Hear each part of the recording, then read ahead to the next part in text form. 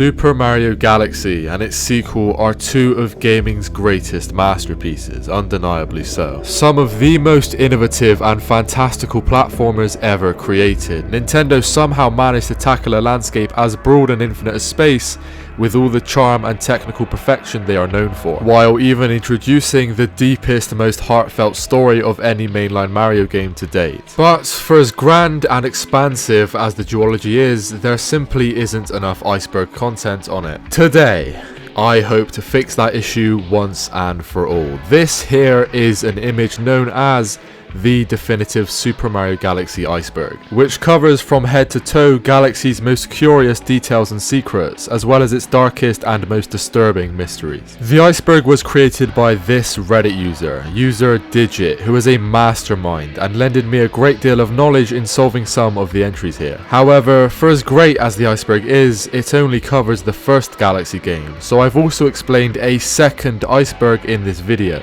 This one, a Super Mario Galaxy 1 and 2 iceberg chart, created by user Puzzle-Headed Dirt 45, which covers a load more of Galaxy 1's mysteries as well as a good share of entries on Galaxy 2. So with all that said, I'm guessing you know how an iceberg chart works by now, and I know there's already a couple of Galaxy iceberg videos on here. I'm going to explain this regardless. This is the ultimate Super Mario Galaxy iceberg explained.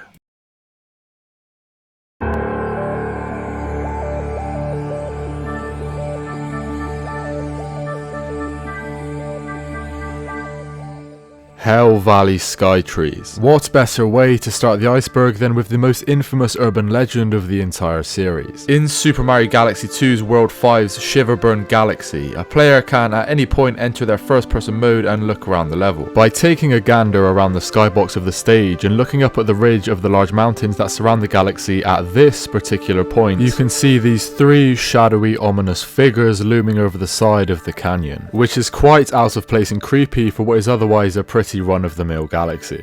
There is also actually a fourth one, but it's obscured from the player by the mountain's ridge. The figures themselves are textures present as part of Shiverburn's skybox, and what's surprising about them is how massive they actually are. The tallest one, when put next to Mario, is actually 100 times his size. The model for the mountain background is called Beyond Hell Valley Sky, and the texture for the figures themselves are called Hell Valley Sky Tree, hence their naming. Chimney Pipe. So, on Starship Mario, the hub world for Galaxy 2, the chimney that's just adjacent to where Mario spawns can actually be used as a warp pipe as an alternate entrance to the engine room where all the power-ups are displayed.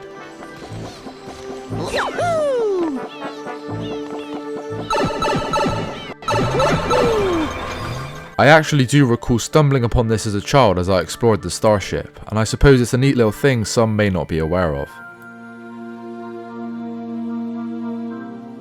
Sign in the door. So just at the beginning of Good Egg Galaxy, in the very beginning area of the stage, if the player walks up to the door of this little house, you get the opportunity to read some dialogue with a button prompt to press A to receive some advice from what is presumably someone within the house. However, by looking behind the door, you can actually see what the player is interacting with to see the dialogue. It's a signpost the developers have craftily hidden behind the door. By doing this, the devs didn't have to create a readable door object from scratch and could just reuse the pre-existing sign object, saving some extra development time. Very ingenious. Stargate. In the Japanese versions of Super Mario Galaxy, instead of "you got a star," the game will announce "star get" when the player collects a power star, and the same rule applies to when you collect a grand star. However, in Western releases of course, the grammar was cleaned up to read "you got a star" and "you got a grand star" instead. Death counter. After obtaining all 121 stars in both Mario and Luigi playthroughs in Galaxy, you will unlock a small number on your save file that displays how many times you have died in your playthrough, shown just underneath the date and time of your last save. And you can switch between Mario and Luigi to see your amounts of deaths as each character respectively. Homing ground pound. The homing ground pound is a move I'm pretty sure is actually entirely exclusive to the Galaxy games, and it is basically exactly as its name implies. It's like a regular ground pound, except it's angled towards whatever the nearest stompable object is, whether that be a squashable enemy or breakable blocks. And if there's nothing to home in on, Mario just shoots towards the ground like usual. To perform it, you simply have to press crouch in mid-air like you would an ordinary ground pound, while also performing a spin jump. I think what lands it on this iceberg is that it's oddly not included in the guidebook and doesn't have any sort of tutorial or hinting towards how to perform it in game, and so the move is kind of just left for the player to stumble upon while playing by accident. Olimar's ship. In Space Junk Galaxy, one of the planetoids you will encounter as you progress through its first star is this rusted red and cream coloured beatdown space rocket. It bears a striking resemblance to Olimar's Hocketate ship from the Pikmin series. So much so that the most likely explanation for its presence in the Galaxy is that it's probably just a direct reference or Easter egg from the developers. While the ship's inclusion is most widely known as being from Space Junk Galaxy, what you may have not known is that it's not the only galaxy it appears in. In Ghostly Galaxy, you can actually see the same ship planetoid, though it cannot actually be visited by Mario. By looking to the left, just after landing on the Haunted Mansion, you can see it floating in space, and above and to the left of the Bouldergeist battle planet you can see it again. Although, as I mentioned, you don't actually encounter it at any point in this galaxy, so it's an odd inclusion. Shrinking Gateway Planet. So by using this cannon in the beginning area of Deep Dark Galaxy, you can shoot yourself off to this miniature version of the planet from Gateway Galaxy. And by unscrewing this golden bolt that's in the ground, you can cause the planetoid to gradually deflate and shrink until it disappears. There are some coins to collect as it does this, and it's pretty fun to just long jump around it and mess with the gravity as the scale of the planet decreases. But other than that and a few Goombas on the planet, there's nothing to really say about this other than it feels kind of random, and considering it isn't directly related to any star, it's just odd for this to be floating in space just off the course of the main mission with no real explanation. After it shrinks and disappears, gravity will take you to one of the neighbouring planetoids before you can return to the main area of the galaxy. Ghostly Galaxy Sky.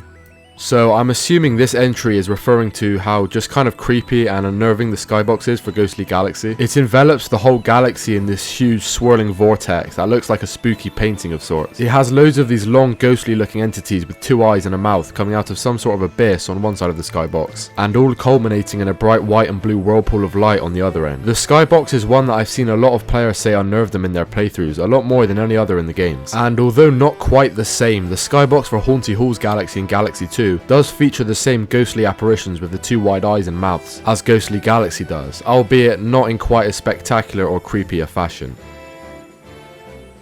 Good Egg House Owner. Pretty sure this one is purely food for thought and meant to kickstart some speculation, but the house at the beginning of Good Egg Galaxy, as we discussed, must belong to someone. Since the dialogue option that comes from the door isn't coming from a note on it or anything, we can presume it has to be from someone inside. But as to who it actually is, I don't think we are ever told. I've seen people theorize it as Luigi's house or even a holiday home for Rosalina. Although, if the inside of the pipe zone is the true inside of the house, then I'm not sure who exactly is living here and calling this a home. Pokeball Planet. In Buoy-based Galaxy, at the end of the galaxy's one and only mission, the Floating Fortress, you have to traverse across a path of pool stars to arrive at the spherical planet known as the Aquatic Dome, or the Pokeball Planet. It gets its name, of course, from its uncanny and most likely intentional resemblance to a Pokeball from Pokemon. Upon undoing the golden screw at the top of the planet, the camera zooms out and the resemblance becomes a lot more obvious, as one half of the planet remains solid while the other is a hemisphere of water. And it is one of the game's more well-known reference Easter eggs.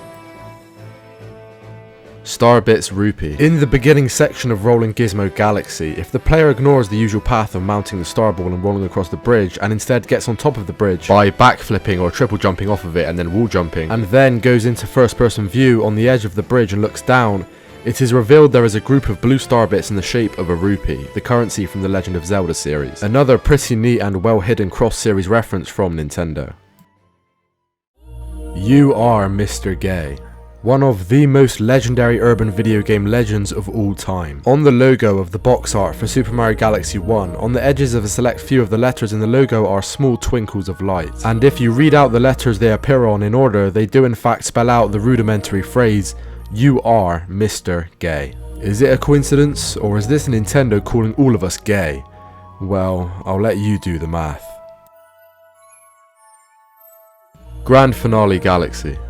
The Grand Finale Galaxy is the secret and final unlockable galaxy in Super Mario Galaxy 1, that the player unlocks only after they have 100% completed the game and collected all stars as both Mario and Luigi, and is reached by talking to the 4th green Luma on the planet of Trials. This galaxy has the 121st power star to collect for both Mario brothers. The galaxy takes place in the same area from the beginning of the game called Castle Gardens, or according to some video game guides, Toad Town. The galaxy has just one mission called the Star Festival. Interestingly, on the list of galaxies, this galaxy is simply called Grand Finale, meaning it is the one galaxy that doesn't actually have galaxy after the name. The stage features a purple coin mission and is just more of a poignant send-off to the game than it is an actual galaxy or level. After collecting all the purple coins, by talking to the male Toad, he can send a congratulatory image to the Wii message board, or the Switch album in 3D All-Stars with one of 2 photos depending on which Mario brother you asked him as. Melons. In both games, if the player collects 9,999 star bits, all the green coconuts present in the game turn into watermelons. Honestly, the difference is so minute, I feel like some players wouldn't even realise it's happened. Quite a random and somewhat underwhelming reward for collecting so many star bits, but hey, this is Nintendo after all. They aren't exactly known for astonishing rewards to gathering large sums of collectibles, are they? Rosalina's family. So from the storybook Rosalina reads in the library, which we can infer is her telling the story of her own life and how she met the Lumas, we learn before she left her home planet, likely of Earth, she had a life she enjoyed with her mother, who we actually see glimpses of throughout the storybook, her father and her brother. Her father is mentioned mostly when younger Rosalina is looking through the telescope he gave her, and her brother is mentioned very minorly. Her mother, however, is touched on a lot more in the storybook, most notably with the close-up glimpses we get of her appearance, which does have very obvious parallels to the appearance of Princess Peach, what with the long similarly shaped hair, large blue earrings, and overall similar princessly silhouette. Galaxy implies there's a time loop of the universe getting destroyed and reborn over and over with its ending. So some people have theorized Rosalina is the future daughter or descendant of Peach from a previous iteration of the universe. However, Rosalina's mother is implied to have died, as she's said to be sleeping underneath a tree in the storybook, so who really knows the true identities of Rosalina's family? They were never canonically confirmed or explained.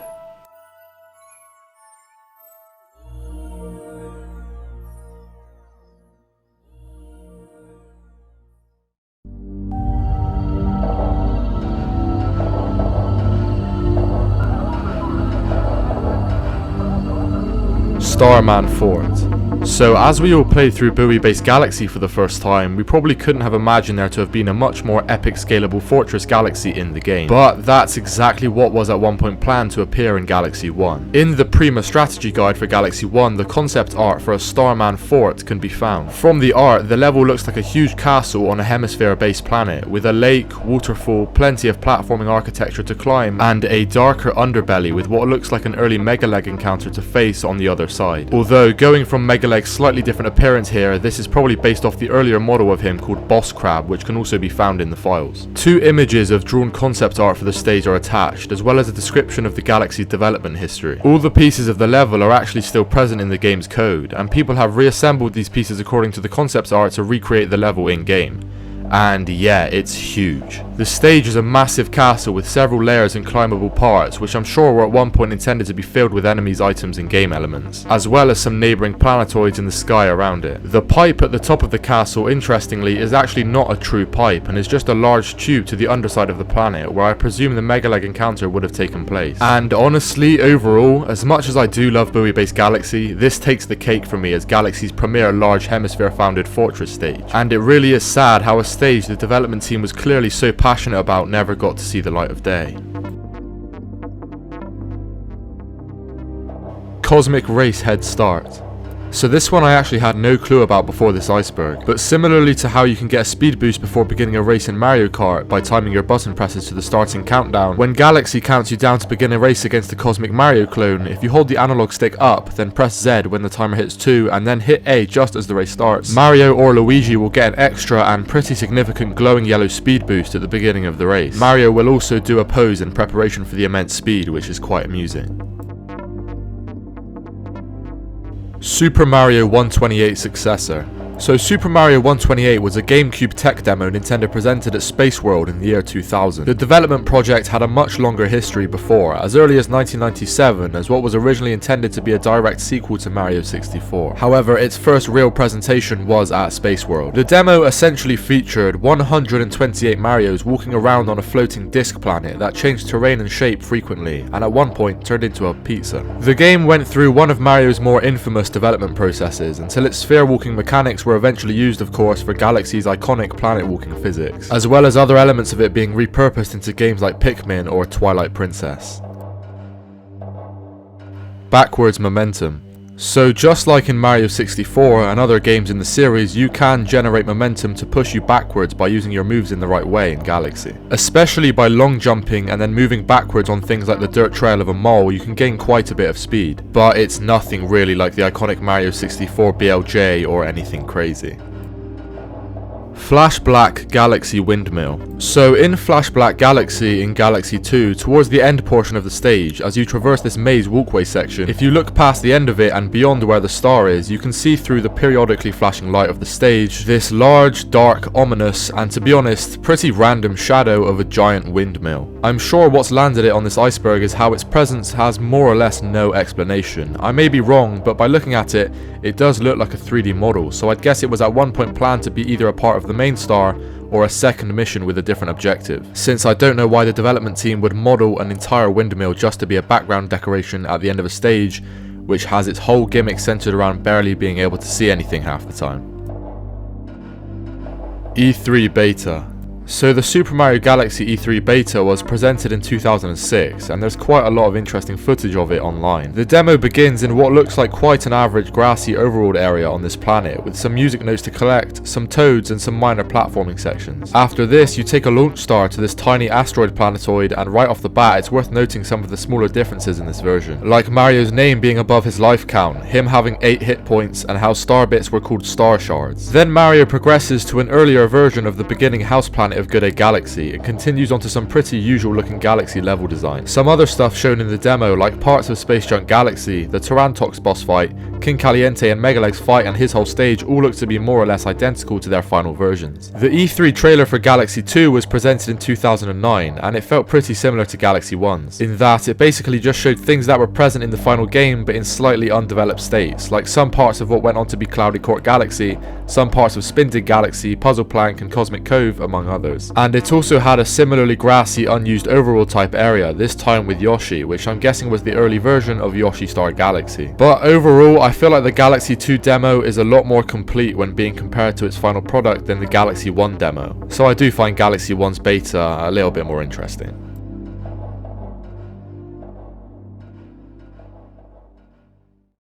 Yeah, I am. Are you? So this is basically the sequel to the You Are Mr. Gay legend. Yeah, I am, are you refers to a supposed hidden message on the box art of Super Mario Galaxy 2. Basically, by applying the same twinkle of light rule as we did on Mario Galaxy 1's box art on Galaxy 2's logo and reading out the letters in order, we get U-R-M-I-A-Y. Wow, that's quite deep. How except, oh wait, if you reverse that sentence, you get Yeah, I am, are you, which is theorized to be the response comeback to the original You Are Mr. Gay.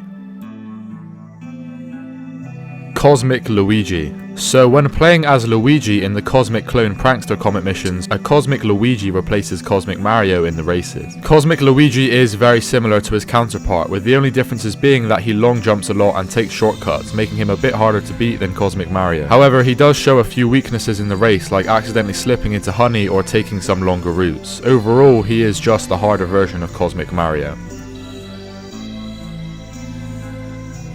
D-E-A-D. The first 4 notes in the theme for Ghostly Galaxy in order are D, E, A, D.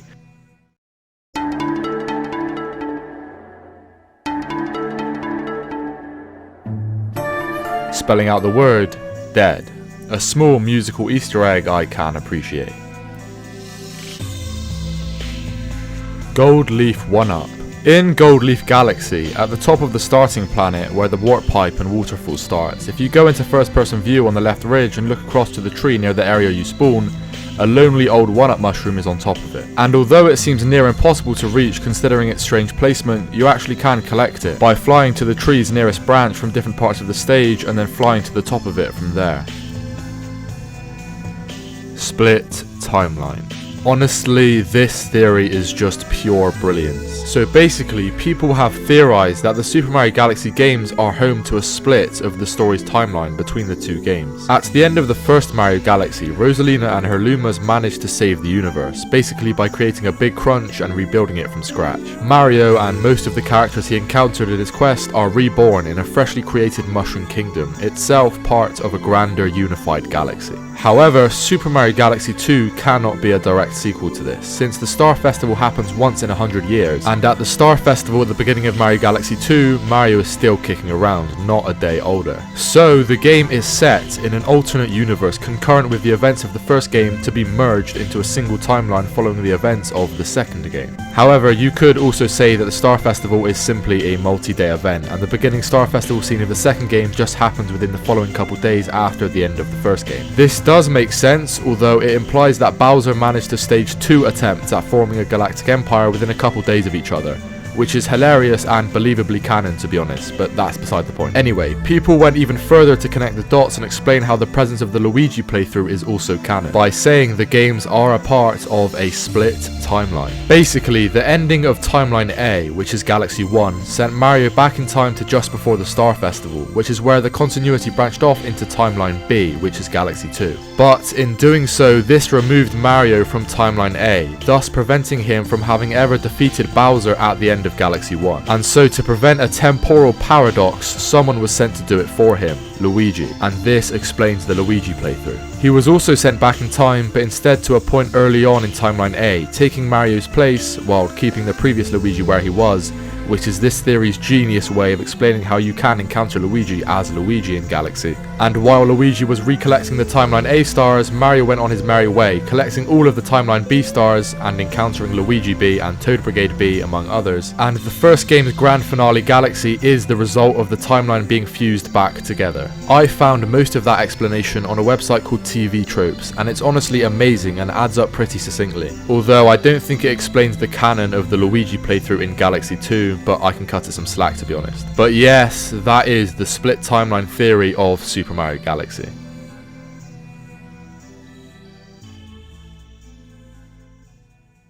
Lumely gets eaten. So Lumely is this blue Luma, the one you usually encounter before boss fights or difficult areas of the games that you can buy power-ups from. And this entry is referring to the somewhat strange implication that since Lumely transforms into either one of the power-ups after you feed them star bits, that Mario, upon consuming the mushroom, is technically eating Lumely, which, to be honest, does make sense. But hey, Lumely seems happy enough to become Mario's snack, so not too morbid, hopefully. Laughing enemies. So this entry is simply referring to how if you get hit by some enemies in the games, they will laugh at you and taunt you before trying to attack you again.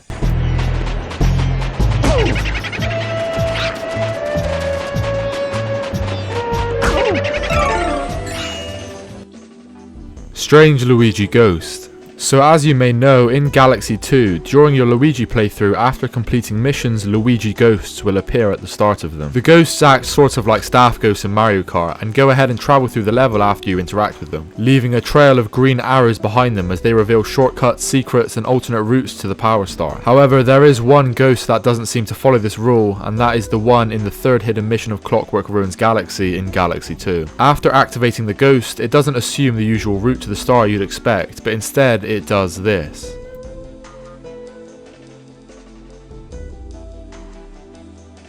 The ghost runs backwards, turns around, backflips, and then performs a homing ground pound into this flame, where he is then propelled into the air and just remains there, suspended above the start of the stage. This is odd in isolation, but I would definitely guess it's just an overlooked mistake. Considering the Galaxy was apparently developed in 2 weeks, maybe this was just a dev messing around and it got left in after they moved on from the Galaxy.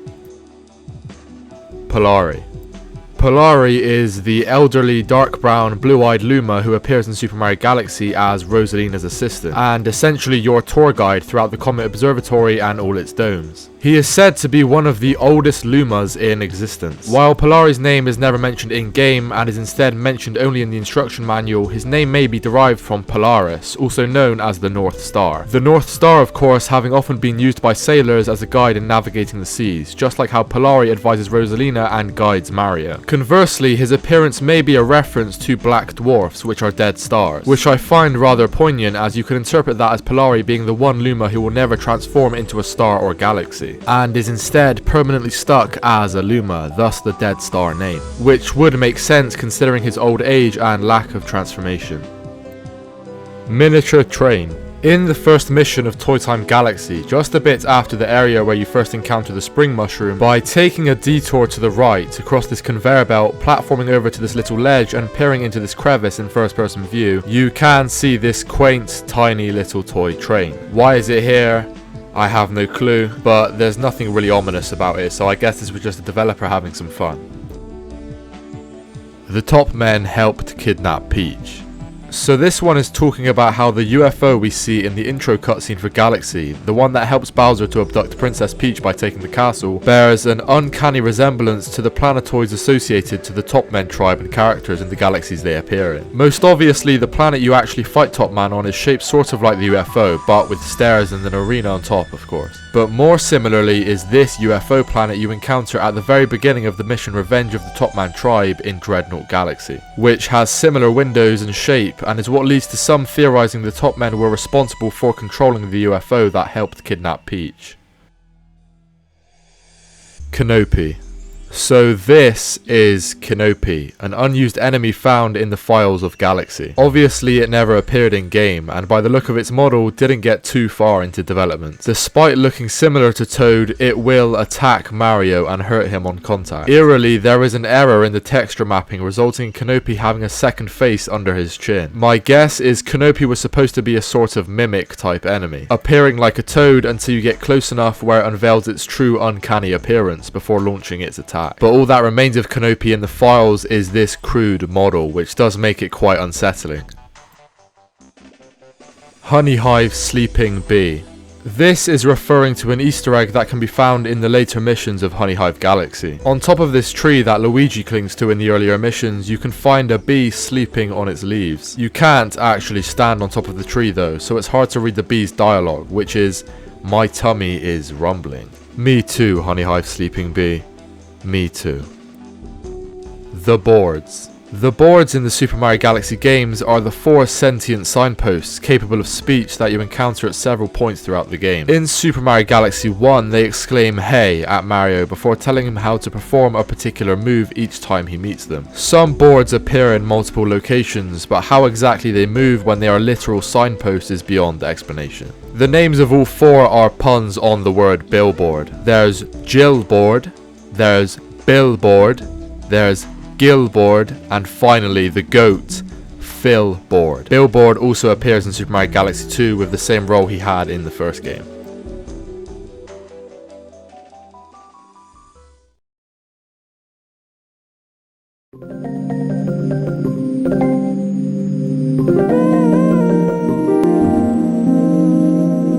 King Womp's face. This is referring to a secret face the Womp King makes that you can't actually see in Galaxy 2. During the cutscene after you defeat Womp King, where he is ordinarily face down on the ground, Womp King's model actually has a unique facial expression we can't see. And this is what it looks like. It's still present in the files, and by messing around and clipping through the stage with mods, you can see it through the ground. It's just odd the devs created an entirely unique expression only for it to never appear in game. And strangely enough, the third of these 3 Womp textures was also found in Mario Kart Tour, and of course it does look very similar to the one from Galaxy 2, and is also actually not able to be seen in game, since it once again is only active when the Womp is face down. Entering the small blue house. So back on the Gateway Planet replica we touched on earlier in Deep Dark Galaxy, the small blue house on the planet is actually hollow, and you can literally just crouch and shuffle along to go right inside it.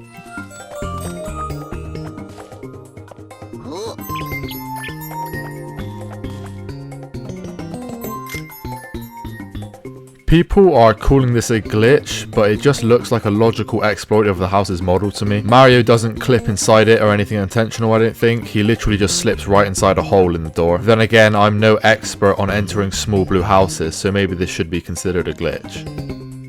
Sequence breaking. There are multiple instances of being able to sequence break in the Galaxy games. For those who don't know what sequence breaking is, it's the act of performing actions or obtaining items out of the intended linear order they are meant to be completed in a game, or of skipping required actions or items entirely. Simply put, it's just when you complete Galaxies or skip large intended parts of Galaxies by exploiting parts of the game. For example, this sequence break in Fiery Flotilla, where you can skip right ahead to the Gobblegut encounter by long jumping off the side of this area.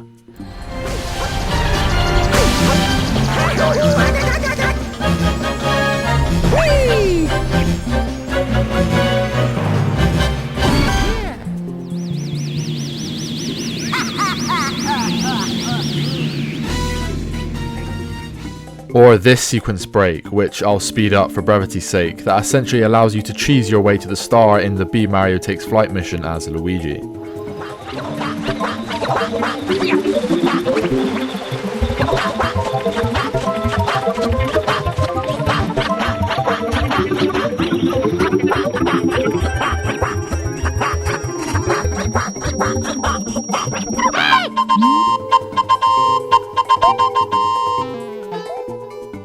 Yoshi the Space Dragon. During the first mission of Sky Station Galaxy in Super Mario Galaxy 2, there is a sign on Yoshi's house that ends with the simple signature of Yoshi's name. The third mission of the Galaxy is a repeat of the first with a strict time limit, making it unlikely for the player to reread this sign. However, if you do, you'll discover the signature has been amended to say Yoshi the Space Dragon. Why exactly there is such an obscure difference in a tiny detail in a speedrun star of all things is beyond me. But I guess we finally got closure to the is Yoshi a dinosaur or a dragon debate, just in a strangely placed fashion. Universe resets.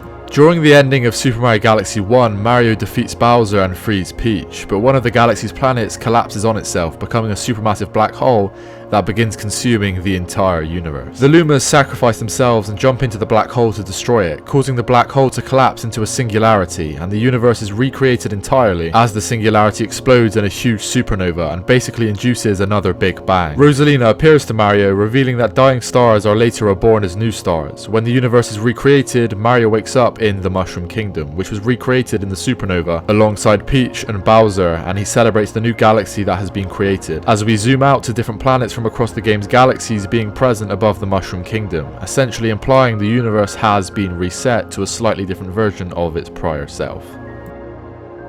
Crashed UFO. In Melty Molten Galaxy, at two different points in some of the missions, you can encounter this crashed UFO that's half submerged into the lava of the main planet, and is pretty clearly beaten up and molten itself. You fly right to it in the Fiery Dino Piranha mission by this warp star, and then you fly past it in the first Meteor Storm mission where you can see it once you land if you go into first person view. I'm a sucker for alien / UFO related Easter eggs in games, and so this Easter egg in particular I personally love.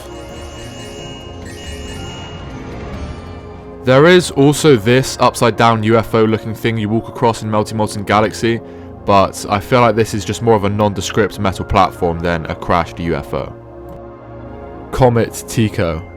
Comet Tico is this purple Luma that resides outside the first dome in the Comet Observatory. He carries two magical star-topped wands and acts basically as the master of prankster comets, and he appears only after you've collected at least 13 power stars. When Mario talks to Comet Tico, it gives him two options to choose from: Tell Me More and Move It. If the player chooses Tell Me More, Comet Tico gives Mario information about the different types of prankster comets. And if the player chooses Move It, then Comet Tico will shuffle around the locations of the current prankster comets for a small fee of 20 star bits. To be honest, I never really interacted with Comet Tico on any of my playthroughs, let alone even being aware that he actually had a name, and kind of just forgot that he existed as I constantly walked right past him. Never realized he actually had such an almost scary godlike power to just control and redirect prankster comets at will.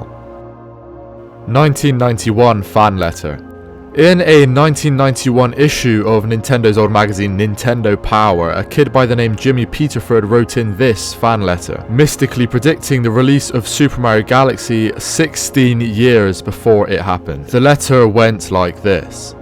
My fantasy game system would be a complex 512-bit system. It could display 27,876,992 colors at one time, and could play any game from any video game system that ever was or ever will be. There would be a miniature band inside that knew how to play any song. You could even buy a special chip that would allow you to make your own games for it. What game would come with the system, you ask? Super Mario Galaxy, better known as Super Mario Bros. 24. The system would come with 6 27-button controllers and would cost $259.95. I would call it the Raw Power System. Jimmy Peterford, Glen Cove, New York.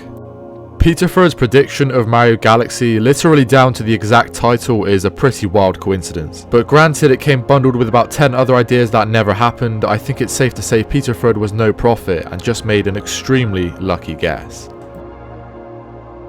Visible pipe rooms. So the pipe rooms you go to when you, well, enter a pipe seem like they just exist in a parallel universe of their own, or in their own faraway vacuum separate to the levels they are accessed in. But of course, this is not the case. They are just really, really, really far out of bounds from the main areas of the levels, and so you can't really see them from the stage itself. But if you use a flying mod or level editor to get up close to them, they load in, and you can see them just floating out in the middle of space. And by flying into the inside of them, you can access them without the usual pipe method. Star fragments. So I'm not exactly sure what this is alluding to. I think it could be one of two things though. Firstly, it could just be referencing how star bits are called star fragments in other localizations of the game, like some French and Chinese versions. Or more likely, I think this could be referring to how star fragments from the Animal Crossing series look a lot like star bits from Galaxy, with more or less the same shape and varied vibrant colors. In both games, the collectibles were actually modeled after the Japanese snack Konpeito, which are these small, colorful, bumpy, sugary sweets, which certainly explains the look of both star bits and star fragments very well. Impossible dry bones. So in Starshine Beach Galaxy in Galaxy 2, there is actually a single random dry bones present just adjacent off the main planet, hanging off by the side of its edge. The dry bones vanishes before you could ever see it in game, however, but by booting up the Galaxy in a level editor, you can see that's because the dry bones actually spawns right inside a death barrier. So he dies as soon as he spawns, poor guy. It is a pretty weird choice of enemy for a stage that is otherwise pretty whimsical and not at all ghostly, but considering its placement, it was almost definitely unintentionally left in. A nice sequel to the Mystery Goomba from Super Mario 64 though. Throne Room Invincibility. In Galaxy 2, after you complete a Bowser fight and are left in the throne room area to collect the Grand Star, it is actually impossible to kill Mario by jumping off the stage, as you'll just be taken back up to safety in a bubble like in the Comet Observatory, therefore essentially granting the player invincibility while in the throne room area. Drip Drop Starshroom. So Starshrooms are what these toad-piloted mushroom spacecraft are called that we see all over the Galaxy games that you often encounter Toads or Captain Toad on. However, in Drip Drop Galaxy, beneath the waters of the small planet and buried into its sandy core, you can find a Starshroom submerged into the sands. Why or how exactly this sunken Starshroom came to be is unknown, but we can assume it must have been a result of some sort of collision, as the ship was travelling the cosmos. This becomes even eerier when you consider there was probably a crew of Toads on board when the collision happened, who may all still be stuck in there, or if the ship got flooded, have all drowned. For as unassuming and somewhat forgotten Drip Drop Galaxy is, it does have a certain foreboding air to it to me, especially with the presence of this sunken Starshroom and the other sunken airship in the stage. Drip Drop Galaxy almost starts to seem like a Bermuda Triangle-esque planet, dragging in lost space travelers and drowning them beneath its waters. But hey, the penguins seem happy enough to just be chilling out here, so hopefully there's nothing too sinister going on here, right? Gold leaf sliding blocks. Galaxies sliding blocks are a type of grounded question mark block that appear only on one planet in Goldleaf Galaxy, where they slide across the surface of the planet like hockey pucks. They can damage Mario or Luigi on impact, a unique attribute among blocks that are normally harmless. Striking one with a ground pound breaks the sliding block and releases an item. In isolation, they are just another one of Galaxy's cool game elements, but I'm sure what lands it on this iceberg is how they literally only appear on one specific planet in one galaxy out of the whole of the two games. But they are pretty fun to just fling around the planet. I'm not sure why they didn't appear on more. Alternate Toad Brigade dialogue. This refers to the fact that depending on how fast you collect stars and visit new domes in Galaxy 1, the Toad Brigade can have dialogue your playthrough misses or cannot access. For example, if you have 60 or more stars by the time the engine room is unlocked, the Toads will talk about fighting Bowser, but if you have under 60 stars, you get several bits of dialogue with them discussing the upper floors of the observatory and the outer galaxies, so it is possible to miss dialogue under the right conditions and star count. Super Mario Galaxy More. After Nintendo completed Super Mario Galaxy 1, Shigeru Miyamoto approached the development team and suggested that a follow-up be produced. The game was originally planned to just include variations on the original game's planets and was going to be called Super Mario Galaxy More, and was literally dubbed Super Mario Galaxy 1.5 during early development. However, of course, as Nintendo added more and more to the game, it eventually evolved into its own fully fledged sequel with Super Mario Galaxy 2. Realistic bugs. So in the game files for Galaxy, there are a few of these strangely realistic bug models and models of their larva forms. There's larva and big larva, and then 3 models for a fly creature that increase in size and get scarier as they go on. All the models have animations for squirming and wriggling, and the ones with wings of course are coded to flap their wings and fly. They also have animations for attacking and dying in their files, so I guess these were meant to be some sort of enemy. Their presence in the files wouldn't be so strange if it weren't for their hyper-realism in the context of Galaxy's aesthetic, where enemies are otherwise in the usual happy-go-lucky semi-cartoonish design philosophy of the Mario universe, which is what makes them seem so abnormally out of place. Rosalina's force field. So yeah, Rosalina does in fact have a force field and clear force field creation abilities. By jumping on her in the observatory and bouncing on her, you can see her create her force field. Also, when you're saved from trying to jump off the edge of the observatory, this is also Rosalina generating a force field to save Mario. Different credits. This is referring to how the credits in Galaxy are slightly different in both playthroughs, depending on whether you play as Mario or Luigi. In Galaxy 1, the little images that show up along with the staff roll are different in either playthrough. And in Galaxy 2, the credit sequence is of course different between playthroughs, since you control either Luigi or Mario in the background respectively, with some differences like there being a bee mushroom in the Luigi credits.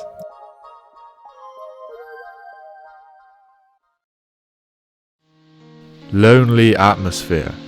This is referring to how, mainly in the first game, there's an abundance of moments and areas in Galaxy where the overwhelming setting of space can kind of just dwarf you, and more or less make you feel totally isolated and alone as Mario. I do think it's certainly got a lot to do with the skyboxes of the games, with their massive, all-encompassing dark blue starry spacescapes and unfathomably large and abstract settings. The distance between planets also, I think, is a large component of this lonely feeling, where in other Mario games punctuating the whimsical vistas are usually vibrant and upbeat worlds where the Koopas literally dance to the beat of the music. In Galaxy, Mario simply gazes upon a solar system mapping out different lonely planets before selecting his stage. The domes are empty, apart from you and Polari. Mario consistently soars through the emptiness of the cosmos between each part of the stage, and the game at times certainly takes on a much more thematic and atmospherically melancholy tone than others. I think this feeling is definitely more present in the first game, since as much as I do love Galaxy 2, it did kind of just make half of the space settings take place in cloudy blue skied galaxies, whereas Galaxy 1 almost entirely stuck to a very clearly vast cosmic setting, with a few exceptions like Beach Ball and Gusty Garden, I guess. There's just so many moments where all there is just you, Mario, the stars, and the vast yawning and empty cavern of space.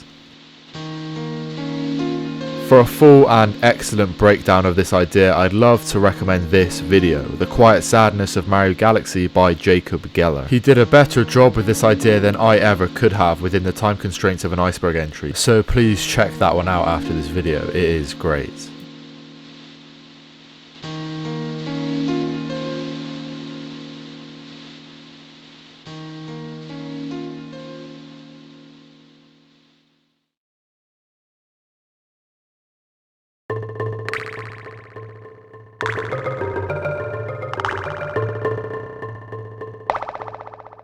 Diving animations.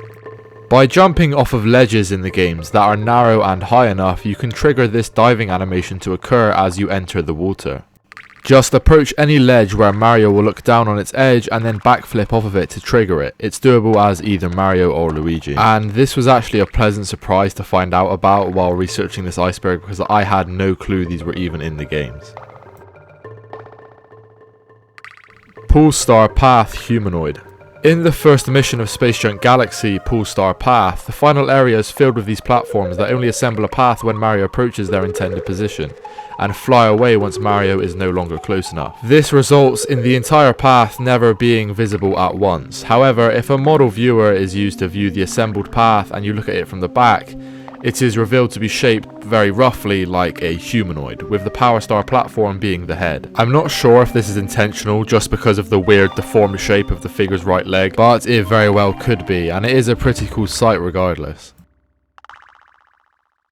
Nvidia Shield version. So Mario Galaxy 1 actually got put onto the Nvidia Shield TV, which is a digital media player console platform hybrid device. I'm not too sure what exactly this thing is, and this isn't a port but actually an officially licensed emulation of Galaxy from Nintendo. The platform runs with the Tegra X1 chip, which is the same one used inside the Switch, so that can explain the upgraded graphics from the Wii version. The version was released exclusively in China on the 22nd of March 2018. The game runs on the Shield via an emulator, but has user interface and control modifications and support for 1080p resolution. Due to the lack of motion controls on the Shield, some controls are remapped. For example, the on-screen pointer is remapped to the right analog stick, and the button to choose a galaxy is remapped to the right trigger. So I believe, and please correct me if I'm wrong, that since this predates 3D All-Stars, it's technically the first emulation of Galaxy that Nintendo ever licensed. Unless the Wii U version counts, I guess. Counter-attacking Bowser. I think this is referring to how in some of the later Bowser fights in Galaxy 1, when Bowser begins doing this spin attack move, if you respond to it with your own and hit Bowser back with a spin attack while he's still doing it, you can counter attack him. If you do it at the right time, it will launch Bowser into the air and you can trigger him to jump into one of the glass panels to damage him. And if you hit him at the wrong time, it will just kind of bounce him back a little bit. Comet Luma Wands effect. So Comet Tico's star wands ordinarily have this white glowing particle effect at their tip, but by removing the glow we can see that the wands have a secondary effect that's hidden by the glow, which distorts the image of whatever is behind them. This effect is not seen anywhere else in the game and is completely hidden by the glow during regular gameplay, as that would be easier than having to totally reprogram the wand object. It is possible that the designers decided that the effect looked too bizarre and placed the glow effect there specifically to hide it, but I don't know, I kind of wish they left in the original distortion effect, as it's a lot more unique and mesmerizing.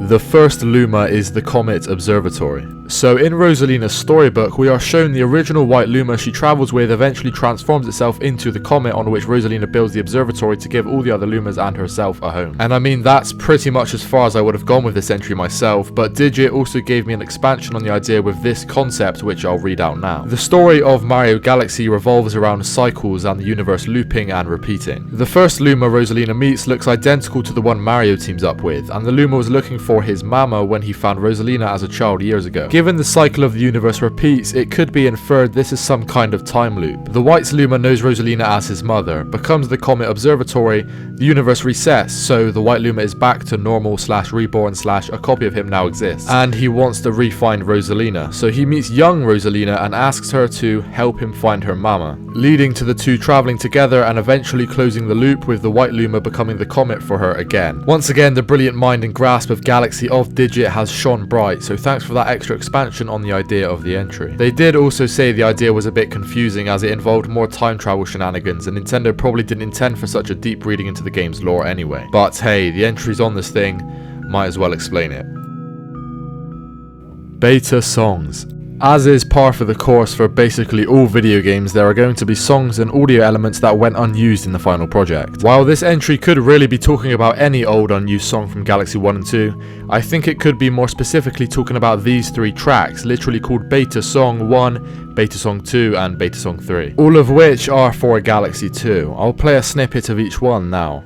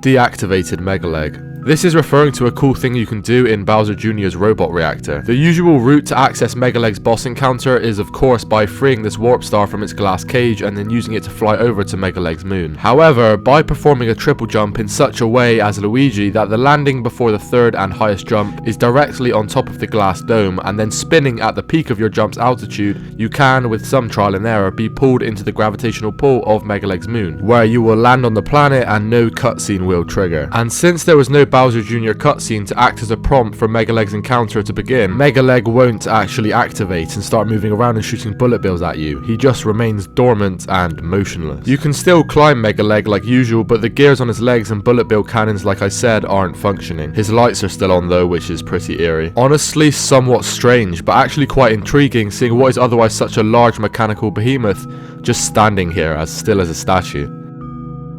Cannon coins and lingering hitboxes. For this entry, I'll be using footage from this video, Super Mario Galaxy's Max Coin Challenge by The Golden Block, as the video pretty concisely explains and illustrates what is otherwise one of Galaxy's more technical cannon-related intricacies, that being the coins and lingering hitboxes that are related to the cannons in Galaxy. So by shooting cannonballs with star bits, you can release a coin from them. Do this 3 times from the same launcher and coins will stop spawning. However, this system doesn't abide by a simple shoot 3 cannonballs and receive 3 coins rule, as each of the 3 coins you can collect from any given cannon belong to one ball from a set of 3 assigned cannonballs. Let's call them Cannonball A, B and C. Once you collect the coin from Cannonball A, next time you shoot Cannonball A, it will not drop a coin, since you already collected the one coin that was designated exactly to Cannonball A. The cannons decide which cannonballs to fire by a basis of priority, where by default they are shot in the order A, B, C. But if all are shot out and then one is no longer present, then the cannon prioritizes whichever cannonball is missing. For example, if A, B and then C are shot out, but the player shoots and collects the coin from B, but leaves A and C still present in the stage, then the cannon's immediate response is to reload and shoot another Cannonball B, if that makes sense. So that explains the weird mechanic behind how specifically cannonballs spawn coins in the order they do in Galaxy. And that rule applies to every single cannon in Galaxy except for the ones on Bowser Jr.'s ship in Airship Armada. As for lingering hitboxes, this refers again to something to do with the cannons and cannonballs,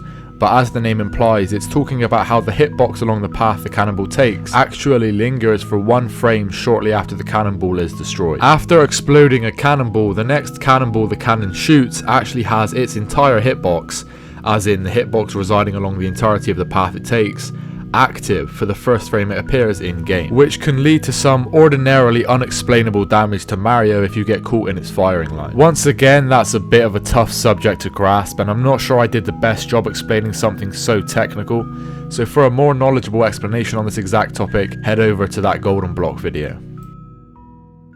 Red Toad. In Sand Spiral Galaxy, this red toad can be encountered. The only toads that are seen in Super Mario Galaxy 1 outside of the Peach's Castle area are the Toad Brigade, who explicitly follow Mario around in their Starshroom spaceships, and follow a distinct color-coded group composition, which does not include this red toad. Since the Toad Brigade includes only one red toad, that being Captain Toad, some people think this red toad must be Captain Toad, appearing here without his backpack and headlamp due to some development developer oversight. And if this is the case, then this is the only instance where Captain Toad has been seen without his gear in any official Nintendo media ever. And if this isn't the captain, then this is the only regular red Toad to appear in Galaxy at all. But I personally don't think it is the captain, but just an anomalous red coloured Toad who just happens to be chilling here with the Boo Mushroom, alongside his buddy Yellow Toad with his Bee Mushroom. Just two bros chilling with their shrooms in the middle of outer space. Cold. Scrapped Boss Blitz rematch. There are a total of 5 unused paths, 1 Sling Star and 1 Launch Star left unused in Boss Blitz Galaxy. Here you can see a myriad of different coloured streams shooting off between locations in the galaxy in a level editor, showing the directions Mario was at one point intended to travel across. Their positions indicate that some planets, and therefore bosses, were removed from the stage. The Sling Star leads to Major Burrow's planet, and the Launch Star leads to one of the removed planets. Major Burrow's zone still has the Power Star spawn point objects included from the first game, but not the actual Power Star. I'd guess from this that either more bosses were originally planned to be included in the galaxy's main mission, or alternatively there was going to be a second mission with more bosses, like Top Man or some Galaxy 2 bosses perhaps, where these removed planets and unused paths were taken to, that was ultimately scrapped. Swimming in Loop-de-Swoop. This is referring to how you can swim as Mario in Loop-de-Swoop's waters, believe it or not, by positioning yourself in the right place on the beginning platform by this penguin and his podium, backflipping and then performing a homing ground pound to bounce off the head of the penguin. You can generate enough momentum to push you all the way over to the golden ring at the starting line of the manta ray track. And if you spin at the right time and land on this part of the ring, you can then simply long jump towards the track and swim freely without having to ride the manta ray. It's one of Galaxy's easier exploits to perform, and it's pretty fun to just swim around Loop-de-Swoop without a timer or the manta ray. Flip switch coins. So in Flip Switch Galaxy, you would assume there are just 2 collectible coins in the whole level, which are these 2 coins residing in very usual, easily accessible spots, literally just lying on some switch panels. But surprisingly, there are actually 49 other uncollectible coins in the galaxy that you can never see or obtain in-game, and you literally fly right past them as you enter the stage, because in each one of the brick blocks that are floating across the path Mario flies through to enter the galaxy, there is a coin. Yes, each of these 49 brick blocks contains a coin. Like I said, you can't access these coins ordinarily, but with a flying hack you can break the blocks down while airborne to collect them. Halley's Comet. So Halley's Comet is this bright burning comet that passes by our solar system once every 75 years or so. The comet was last observed in 1986, which means we're on track to be seeing the reappearance of Halley's Comet in around 2061 or 2. But Nintendo clearly wanted to see it a bit sooner, which is why we can find a couple references to it in Galaxy 1. In the window for the kitchen dome, the texture you see behind the window frame is of a photograph of Halley's Comet taken by NASA in 1986, mixed with this photo from a collection called SV044 from Sosaiji 10 Volume 21 Space and Planets. The comet in Rosalina's storybook also bears a striking resemblance to Halley's Comet with its distinctly bright blue burning image, which could also be what this entry is referring to. Either way, there is at least some intentional reference to Halley's Comet in Galaxy. Hitting Bowser Jr. This refers to something you can do in the Bowser Jr. airship battle in Galaxy, where if instead of throwing the Koopa shell directly at the body of the ship like you usually would, you throw the Koopa directly at Bowser Jr. himself, you can actually trigger a different animation, where Bowser Jr. will release star bits and fall backwards onto his shell, and sort of flail around for a couple seconds. This doesn't actually deal any damage to Jr. though, so I find it to just be a fun little accuracy minigame you can do mid-fight. Super jumps. I'm pretty sure this is referencing a move only possible in the co-op co-star mode of Galaxy called the co-star super jump. It's a special move you can perform as Mario or Luigi by having a second player aim at you with the star pointer and pressing the A button at the same time as you, which causes a jump that makes Mario or Luigi go higher than normal, allowing you to reach items or objects that were otherwise out of reach. Mario or Luigi can still control the direction of this jump when performing it. This trick works in mid-air as well, but only once before the player touches a horizontal surface, although the move strangely cannot be performed in Super Mario Galaxy 2.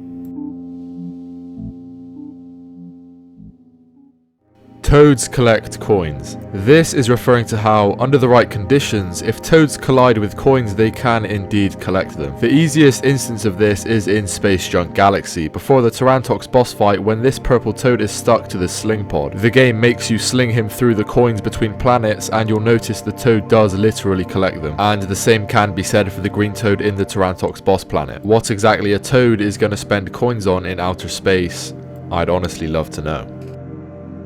Alternate black hole death. So unfortunately this one has kind of stumped me, which is extra frustrating because it's not like the title of this entry is cryptic or anything. It's clear this must be alluding to some sort of other animation or sound that can be triggered when being sucked into a black hole in one of the Galaxy games. Maybe a rumoured or misremembered more creepy death sound or animation for the black holes. The creator of the iceberg this one is from never responded to explain on their post sadly, and even Digit couldn't clutch here. My best guess is that maybe it's referring to what happens with this black hole in particular in Bowser Jr.'s Fearsome Fleet, where there is no swirling vortex animation for the player before they die, as they just simply are frozen on the moving platform and slowly absorbed by the abyss.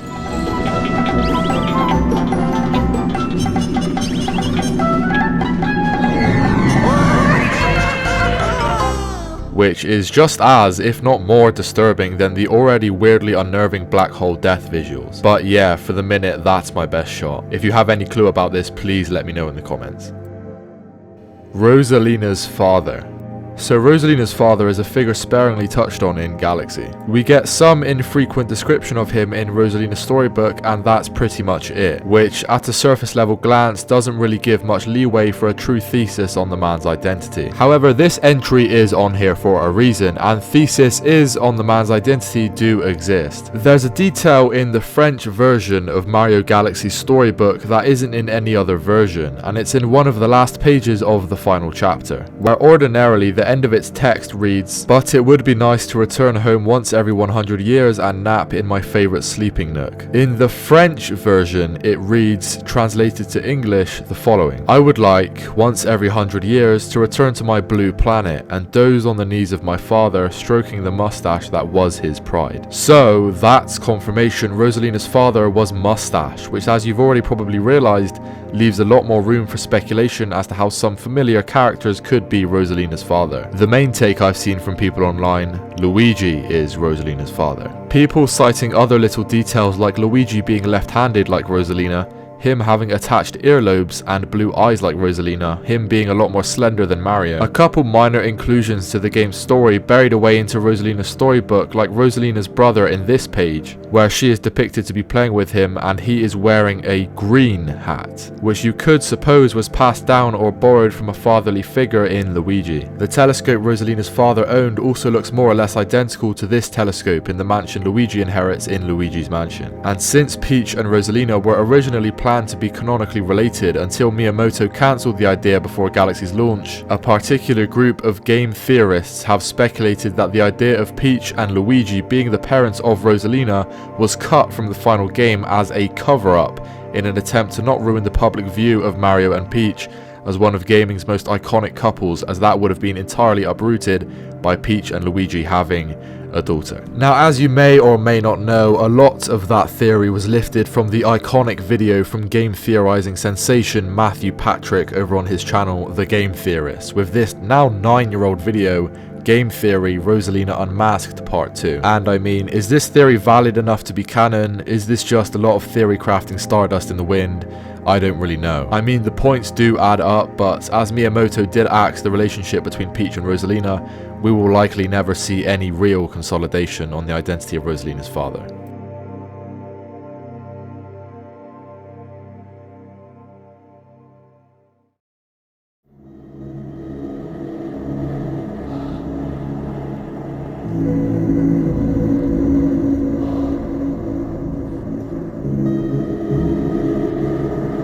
Matter Splatter Hidden 1-Up. There are a handful of 1-ups to collect in Matter Splatter, but this is referring to an oddly tricky pair of 1-ups you can find hidden just off screen at the beginning of the final ruin section. On the right of these two pillars, and just out of reach from Mario and Luigi, are two floating 1-ups. Encountering them as Mario or Luigi in their base forms makes it seem they are impossible to collect, since even Luigi can't generate enough height on his own to reach them, at least not without monotonously precise triple jump spacing. However, if you make it here with the spring mushroom still active, you can reach them with your jump. But since the route most players would take to get here is by using the sling star in the prior section, which deactivates the spring mushroom, most players get to this point with no way to collect the 1-ups. You can only do it by taking the pipe while your spring shroom is still equipped. Deep Dark Hidden Crate and Deep Dark Dev Pipe. Hidden Crate is referring to a wooden crate you can find hidden underneath the ground in a spot inaccessible to the player, towards the end of the underground ghost ship mission at this sandy area of the cavern. Now, while the crate isn't truly accessible by normal in-game means, you can eventually get to it by glitching your way through the stage and going out of bounds. There's a couple ways to do this. One of them is here in the beginning beach area of the galaxy, using this cannon, or a bit further on by backflipping and wall jumping over and glitching through the rock face. You can also clip through the cliff face at the start of the level, but this method is a bit more tenuous to perform. By doing this, you can swim through the bodies of water that are floating out of bounds around the galaxy and make your way over to the hidden crate, which does also contain 1 coin.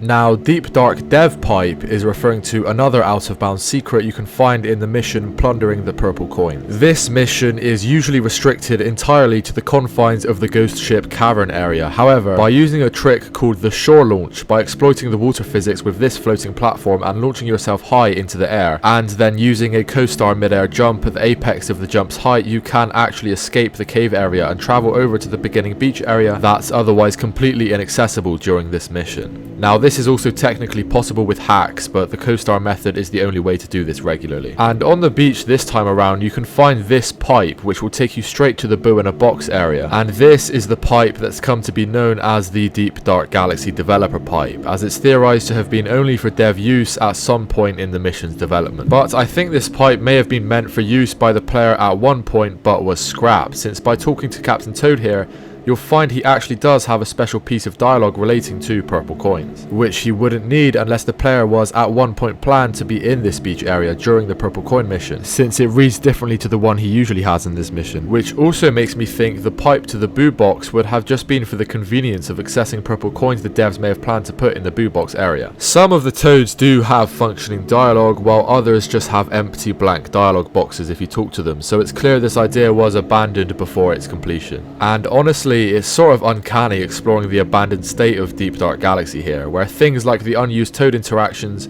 placements of these orange beams, and whatever the toads are building on the beach never appeared in game, and so it all exists here just outside of the player's reach in most playthroughs, while we are all completely unaware of what's lying right beside us in Deep Dark Galaxy. Duplicate torch. In the observatory, there are a ton of tiny little light torches lining the path. One of them, just along the road opposite the library here, is quite a bit brighter than the others, and a closer inspection reveals 2 torches have accidentally been placed on top of each other, resulting in the stronger glow. I have no clue how whoever found this. I mean, when you drag your attention to it, yeah, you can notice the difference in brightness, but I mean, 99.999% of players, including me, were never ever going to notice such a minute detail here. Jungle Beat leftovers.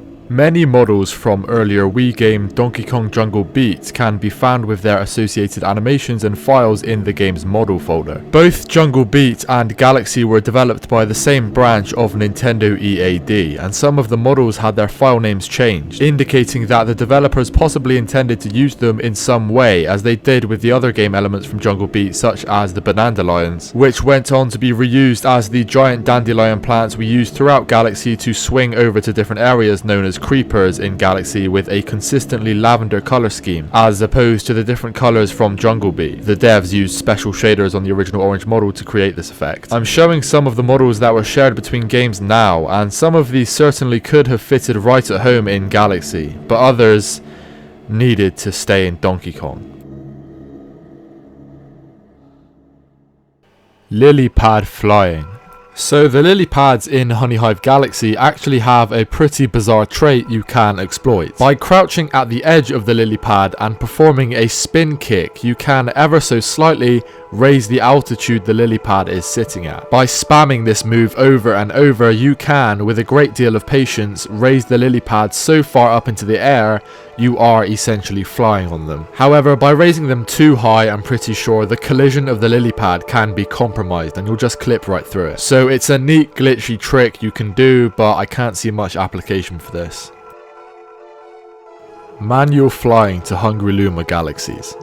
So the ordinary method of accessing Hungry Luma Galaxies from the Comet Observatory, that being taking the pink launch star to fly to them, is not actually the only way to enter these galaxies, as by taking one of the observatory's red stars and manually flying towards and getting close enough to the bright shining wormhole thing that the Hungry Lumas create, you can actually access the stages just the same. So if you're feeling like burning an extra 30 seconds or so to enter your favourite Hungry Luma stages, grab your nearest red star, it's time to start flying manually. Unused missions. There are two main instances of mission entries going unused in Galaxy 1, although neither of the missions really exist, as they are just skeletons of real missions that don't work or exist properly in-game. The first of these is for the prologue level in which the player first begins, known as Peach Castle Garden Galaxy, which has two unused missions. One lacks a name and the other is simply Peach's Castle. The existence of these missions implies the level may have been revisited at one point, but was eventually scrapped for Grand Finale Galaxy. Although these mission entries exist in the game, the scenarios themselves don't, meaning the game will crash if they're accessed. To access them, a custom scenario and star must be added to the level. Bowser's Star Reactor has two unused missions, which are inaccessible through normal means. Similarly to Castle Gardens, the entries exist while the scenarios do not, meaning a custom scenario must be created again for the level or the game will crash. The second mission, Stopping the King of the Koopas, is a unique mission name that does not appear anywhere else in the game, but the third mission, The Fate of the Universe, is a name that's eventually reused for Bowser's Galaxy Reactor. The presence of multiple Bowser-related mission names in this galaxy may suggest that, at one point, every Bowser mission took place in the same galaxy, with each one being unlocked as the game progressed. Freezing Octogoombas. So at some point in Galaxy's development, Ice Mario could perform a special spin attack on an Octoomba to turn it into an ice block. The block is otherwise unused in Super Mario Galaxy and is internally named Icebox. Destroying this block gives you 3 star bits and a single coin, and it has largely the same physics and planet sliding movement as the gold leaf sliding blocks from earlier. However, attacking an Octoomba as Ice Mario to spawn this block usually results in you clipping inside of the planet you're on, which is most likely the reason this feature ultimately went unused. Red Toad.